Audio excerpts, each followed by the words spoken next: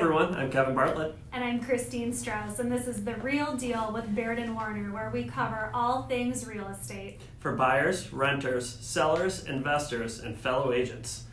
Before we get into introducing our guests for today, let's take a look at the market activity over this past weekend. Yeah, absolutely. So on the sell side, the list side, we were seeing, everything holding pretty strong and steady there up until and through the Memorial Day weekend. But unfortunately, this weekend, we did see those listings start to decrease. So we need the inventory. This is not the way we wanted to see it going. Not the right direction. Right, but we'll get there. We can bounce back. Yes, absolutely. As far as buyers out looking, really solid numbers, kind of nowhere near what we've been seeing at the highs the last couple weeks and months, but still a solid buyer count historically, looking at previous years. But again, we need that inventory for those buyers to buy. Absolutely. Yes. So that's what was going on in the housing market over the weekend. Stay tuned later in the show to hear about what's going on in the mortgage world.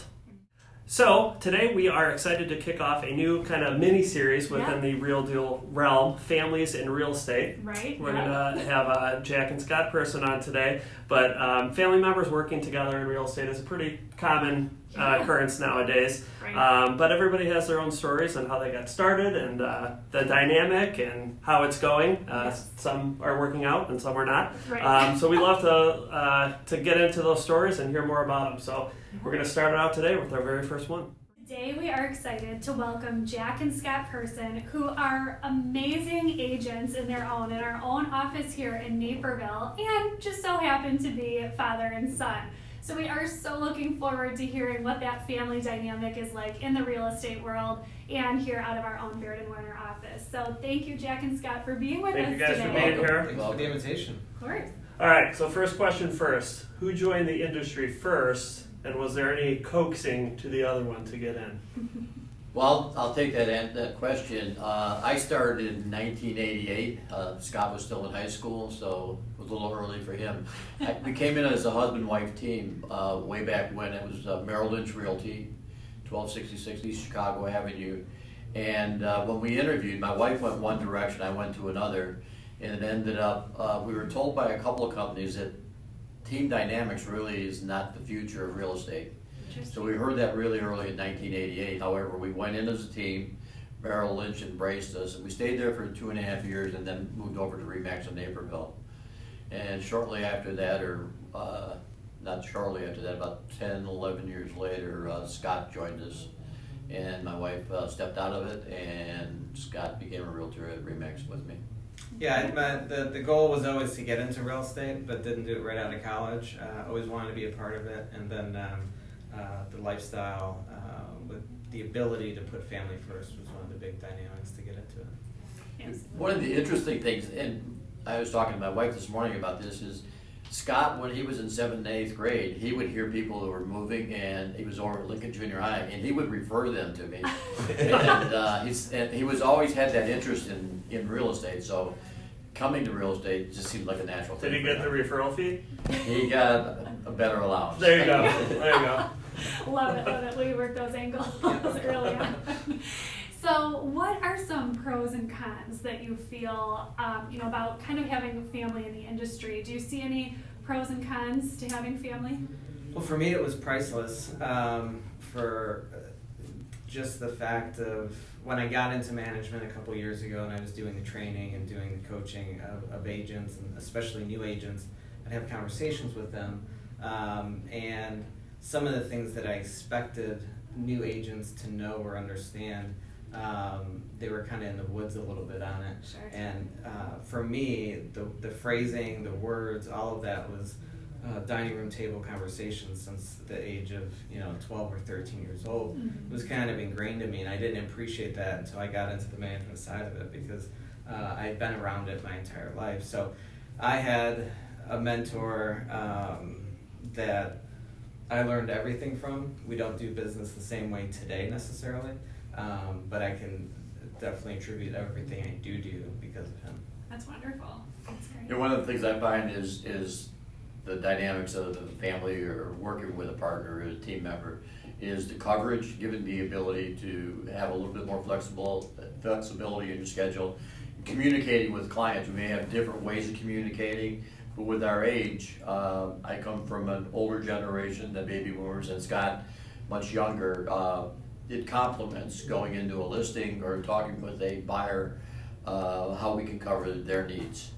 And one of the last things I always looked at is that Scott joining me in this business has been a really godsend, because my other children now go to him for answers. So I was talking to my son Sean this weekend. He said, I just called Scott recently about he's a judge, and he said, I just called Scott to get some information, and it's nice to see that family dynamics that's well past just the two of us. There you go. That's awesome. Yeah, That's awesome. great. So it sounds like you guys have a pretty good working relationship here. That's probably not the case for every family dynamic in real estate. So is there any advice you have for family members looking to join the same office, if that's kind of like personalities or... Well, I think in any relationship, whether it's father-son, whether it's husband and wife when my mom and my dad started, or any team that is out there, there has to be the respect of one another, and then just knowing that when it's family, even if you don't see the light of why they're making a decision, you always know it's in the other person's best interest, because it is family. Yeah, Family's yeah. everything, so. Yeah, I would encourage any agent that is thinking of coming into the business, whether they have a family member or not, interview with 3 or 4 different companies to get an understanding of what their needs are. And some of the needs you should be looking at is, what is not just compensation, but what's the dynamics of the office? What do other realtors within that office think of their managing broker? That's really important. I've not seen an office where, I've come to an office, and I've been to 1, 2, 3 offices, where the importance of a good managing broker assists an agent 24/7. The other thing I look at is, what's the support, the administrative support system within the office. Something you really need to have, and something that it can be costly to an agent joining, depending on what company you are, or joining a company like Baird & Warner where you have that complete support. So I always look at support being as important as any other issue. The other thing that I look at, if you're thinking your family member's working within an office and you're contemplating going to a different office, where do you see the benefits? What's the pluses and minuses of that? It seems to me that the pluses outweigh anything that you have, and especially within the area of the agent getting the support, getting the mentoring, and then when you need to get that time away, that you have somebody that you can, as an entrusted agent, that you can turn your business over to. So there's a lot to look at, but interview with other offices as you get the opportunity, and go from there.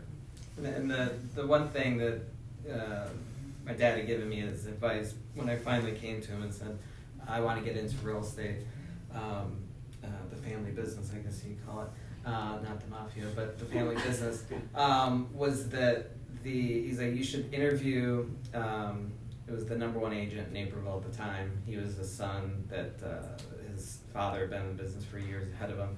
And that was probably the best advice I had. Mm-hmm. So I sat down with him for probably 45 minutes, and kind of all the questions you're asking here, I kind of asked him, and the pluses and minuses of brokerages and that stuff, the structure of working with your father.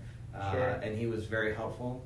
And I just did a transaction with him, very thankful to this day. Full circle. Oh, Yeah, look exactly. at that. That's awesome. Yeah, and I think you even talked with his father before you Yeah. made that decision, and it is good to speak with agents within the office. Yep, Yeah, absolutely. good. That's I did. wonderful. I know I did too. Yeah, absolutely, me too. Well, I know we've talked a lot about family dynamic and pros and cons and how to structure all of this, and I know that even in our own office, we have had some family members come in and actually team up and join their own team, little family team together. Is there a reason why you guys have selected a different path, or has that thought ever kind of crossed your mind? What do you feel about that? Well, I can speak on my behalf, and I guess as a family. When Scott came into this business, it was natural that we were going to come together. When he joined Baird & Warner about 6 months before I did. So he had a little bit of an inkling. We both interviewed together with Bill that 6 months prior, but it was a decision that he made. I was managing at Rhino Realty, and I had a place to stay and a place that I needed to get before I could leave the company. Sales is both ingrained into us. We like helping people. We like talking about real estate to buyers and sellers. So when he made the decision to come over, I spent another 6 months and then made the transition over. He had, we came as a team. I was a team member with Scott at that point in time. And we did that until he left the office to manage at Barrett & Warner in LaGrange. When he managed LaGrange, he came back to the Naperville office. I had my business plan set up. It really is working with my past 30 years of clients. I wasn't out looking for new business, new farming areas, new opportunities. And Scott came in with this unbelievable excitement and energy that I haven't seen with anybody else, but he's in LinkedIn, he's in Facebook, he's doing Monday morning meetings on Facebook and LinkedIn. And I watch him, love it. His excitement level, I don't know that I can keep pace with that. But as a family member, I'm here to always support him, and we are still a team. It's just that his business plan and my business plan are a little separated right now. But I do support what he's up to. And we don't really market together, but if the opportunity arose, that the most common one is the blessings that we work together. It was a perfect fit that I was close with the son, you were close with the mom, that we came together and did that. So if the opportunity arose, we would work together with buyers or sellers or investors or whatever it might be, and we cover each other and help each other out. That's Sure. great. And that was a good example of the blessings, because we were doing very well with them. They've got a home in Tallgrass. But about 6 months ago, I recruited their sister-in-law to become an agent at Barrett & Warner. Now she's an agent, and there goes our business plan. Oh, no. There you go. But good way to kind of start it off there. Yeah. That's great. Yeah. Awesome. Well, thank you guys again so much for being here. You're welcome. This is going to be really beneficial for any agents kind of on the fence if they already have a family member in the office that they're thinking about joining, or if two people are thinking about joining together. Right. Definitely some good insight. And we're going to continue on with this family and real estate series. So we're going to get some different insights from some different families down the line too. If I can make one more comment. Absolutely. I think it's important for agents, new agents, or agents that are existing, is to get it developed, or to get involved in your community, whether it be within the school districts, within a volunteer group, within a church group. Get involved. You need to be present within the community. In any way you can do that, find a niche for you and be involved. Just don't be an agent looking for buyers and sellers. They'll come to you if you're involved in the community. That is awesome advice. Yeah, very Awesome good point. advice. Yes, Right. definitely. Before we let you go, is there anywhere we can find you guys in particular? Facebook, LinkedIn, Instagram? Facebook, LinkedIn, is the two that I'm involved in. Okay. Facebook, LinkedIn, Instagram. Okay. Wonderful. Awesome. Great. Thanks, Thanks, guys. Thank you. Thank you. Appreciate it. Thanks for being here. Now a word from Chrissy Kavoris with Key Mortgage for our weekly Mortgage Minute. Good afternoon. This is Chrissy Kavoris with Key Mortgage, and today's Mortgage Minute is going to be about appraisals. That seems to be the hot topic right now, as there's very competitive bidding situations, not enough inventory, people are going way above asking price. So what happens if the house does not appraise for the contract price? There are several different ways to solve this problem. One of those ways would be the seller coming down in the price, the buyer coming up with the additional funds, which you may know as an appraisal gap waiver, where you're waiving your contingency in your contract to cover any kind of gap between the contract price and the appraised value. Well, one thing we as a lender are running into sometimes, which could be a really strong way to help your client, is when they're putting down 20% or more and it's a conventional loan and they have a strong credit profile and possibly reserves in the bank. A lot of times when we run the computer underwriting, either Fannie Mae or Freddie Mac, we do not even require an appraisal. We call that an appraisal waiver, which has nothing to do with you waiving the appraisal gap. It just means that we simply aren't going to require an appraisal. We will accept the value that's on the contract as the appraised value, and we are good to go. Not only does this save you the headache of having to figure out how to solve an appraisal gap, It also makes the process faster because we're not waiting a week or two for an appraisal to come in. So always make sure whatever lender you're working with is running both Fannie Mae and Freddie Mac whenever there's 20% down, and see if you get the lottery ticket that allows you to waive that appraisal. Thanks again to Jack and Scott for sharing their great insight on what it's like to work with family members within the real estate industry. Yeah, absolutely. Some great insight there. Thank you so much to Jack and Scott for joining us. Thanks again. I'm Kevin Bartlett. And I'm Christine Strauss. Catch us next time to hear about The Real Deal.